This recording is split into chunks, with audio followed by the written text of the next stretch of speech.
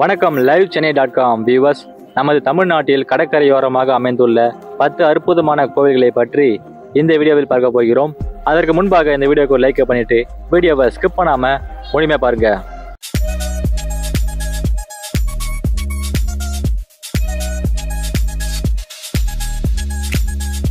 பத்தாவதாக நமது தமிழ்நாட்டில் உள்ள கடற்கரை கோவில் மாமல்லபுரம். மாமல்லபுரம் காஞ்சிபுரம் மாவட்டத்தில் அமைந்துள்ளது. மாமல்லபுரம் என்றாலே கடற்கரை கோவில் என்று அடையாளப்படுத்தப்பட்டுள்ளது. இந்த இடம் காஞ்சிபுரம் மாவட்டத்தில் உள்ள சென்னைக்கு அருகில் அமைந்துள்ளது. இந்த கோவில் 2ஆம் நரசிம்ம பல்லவ மன்னனால் கட்டப்பட்டது. இந்த கோவிலின் விமானம் 60 அடி உயரமுடையது. இந்த கோவிலில் சிவபெருமான், உமையம்மை, குமரகடவுள், விநாயகர் பெருமாள் ஆகியோர் வீற்றிருக்கிறார்கள். 9ஆவதாக தமிழ்நாட்டில் உள்ள கடற்கரை கோவில் குமரி அம்மன் கோவில். கன்னியாகுமரி மாவட்டத்தில் அமைந்துள்ள இந்த கோவில் முக்கடல் சங்கமிக்கும் திருவேணி சங்கமமாக கன்னியாகுமரி மாவட்டத்தில் கடலோரமாக அமைந்துள்ளது. இந்த இடம் தாட்சாயணியில் முதுகு பகுதி வீழ்ந்த இடமாக கருதப்பட்டு சக்தி பீடங்களில் ஒன்றாக திகழ்கிறது. இங்கு அன்னை துர்காதேவி, பகவதி, பால சௌத்தரி, தியாக சௌத்தரி என்றெல்லாம் போற்றப்படுகிறாள். 8ஆவதாக தமிழ்நாட்டில் உள்ள கடற்கரை கோவில் சுயம்புலிங்க சுவாமி கோவில். இந்த கோவிலானது திருநெல்வேலி மாவட்டத்தில் திருச்செந்தூர் கடற்கரையோரமாக திருச்செந்தூர் கன்னியாகுமரி சாலையில் திருச்செந்தூரிலிருந்து 35 கிலோமீட்டர் தூரத்தில் ஒவ்வொரு என்னும் இடத்தில் அமைந்துள்ளது. இங்கு இறைவன் சுயம்புவாக தோன்றியதாக சுயம்புலிங்கம் என்ற பெயரிலும், அன்னை பார்வதி அம்மன், அம்மை பிரம்மசக்தி அம்மன் என்ற பெயரிலும் அருள் புரிகின்றார்கள். 7ஆவதாக தமிழ்நாட்டில் உள்ள கடற்கரை கோவில் சுப்பிரமணிய சுவாமி கோவில் திருச்செந்தூர். இந்த கோவிலானது தூத்துக்குடி மாவட்டத்தில் உள்ள வங்காள விரிகுடா கடலையொட்டி அமைந்துள்ளது. இந்த இடம் முருகனின் 6 படை வீடுகளில் 2வது படை வீடாக கருதப்படுகிறது. 6ஆவதாக தமிழ்நாட்டில் உள்ள கடற்கரை கோவில் ராமநாத சுவாமி கோவில் ராமேஸ்வரம். ராமநாதர் ஆலயம் தமிழ்நாட்டில் ராமநாதபுரம் மாவட்டத்தில் ராமேஸ்வரம் என்னும் இடத்தில் வங்காள விரிகுடா கடற்கரையோரம் அமைந்துள்ளது. 5ஆவதாக திருமறை காடர் கோவில் வேதாரண்யம்.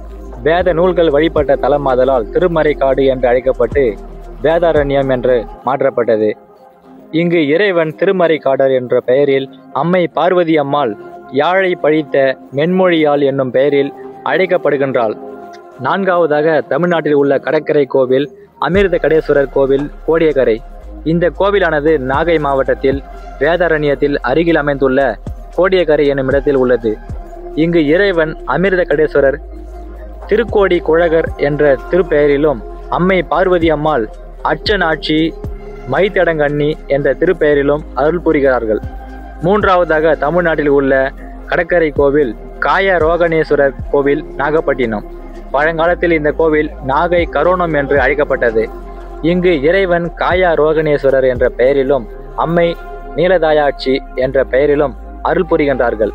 இங்கு புண்டரீக மகரிஷிக்கு இத்தல இறைவன் கட்டி தழுவி முக்தி கொடுத்ததால் காய ரோகணேஸ்வரர் என்ற பெயர் பெற்றதாக கூறப்படுகிறது. 2ஆவதாக தமிழ்நாட்டில் உள்ள கடற்கரை கோவில் மருந்தீஸ்வரர் ஆலயம். இந்த கோவிலானது சென்னையில் திருவான்மையூரில் அமைந்துள்ளது. இங்கு இறைவன் மருந்தீஸ்வரர், ஔஷதநாதர், பால்வனநாதர் என்ற திருப்பெயரிலும் அழைக்கப்படுகிறார். அம்மை பார்வதி அம்மாள் திரிபுர சுந்தரி சொக்கநாயகி என்ற திருப்பெயரிலும் அருள் புரிகிறார். இந்த மருந்தீஸ்வரர் திருத்தலம் 2000 வருடங்களுக்கு மேல் பழமையானதாக கருதப்படுகிறது. முதலாவதாக நமது தமிழ்நாட்டில் உள்ள கடற்கரை கோவில் அஷ்டலட்சுமி கோவில் சென்னை.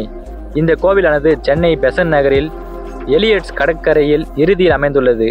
இந்த கோவில் மொத்தம் 4 தலங்கள் அமைந்துள்ளன. முதல் தலத்தில் ஆதிலட்சுமி, தானியலட்சுமி, வீரலட்சுமி ஆகிய தெய்வங்கள் அருள் புரிகிறார்கள். 2வது தலத்தில் திருமால் திருமகளுடன் திருமண கோலத்தில் காட்சியளிக்கிறார்கள். இவர்களை வழிபட்ட பின்பு ஏனைய தெய்வங்களை மக்கள் வழிபாடு செய்கிறார்கள். 3வது தலத்தில் சந்தானலட்சுமி, விஜயலட்சுமி, வித்யாலட்சுமி, கஜலட்சுமி ஆகிய தெய்வங்கள் அருள் புரிகிறார்கள். 4வது தலத்தில் தனலட்சுமி அருள் பாலிக்கிறார். இந்த கோவில் 1976இல் சலவை கற்களால் கட்டப்பட்டது. இந்த கோவிலின் கோபுரத்தின் நிழலானது தரையில் விழுவதில்லை என்பது தனி சிறப்பாகும். நாம் இந்த பதிவில் பார்த்த அற்புதமான கடற்கரை கோவில்களை பற்றிய உங்களது கருத்துக்களை கமெண்ட் செக்ஷனில் சொல்லுங்கள். மேலும் பல சுவாரஸ்யமான தகவல்களை தெரிந்து கொள்ள நமது லைவ் சென்னை சேனலை மறக்காமல் சப்ஸ்கிரைப் பண்ணி ஃபாலோ பண்ணுங்கள். மீண்டும் ஒரு அற்புதமான வீடியோவில் உங்களை சந்திக்கிறோம். நன்றி, வணக்கம்.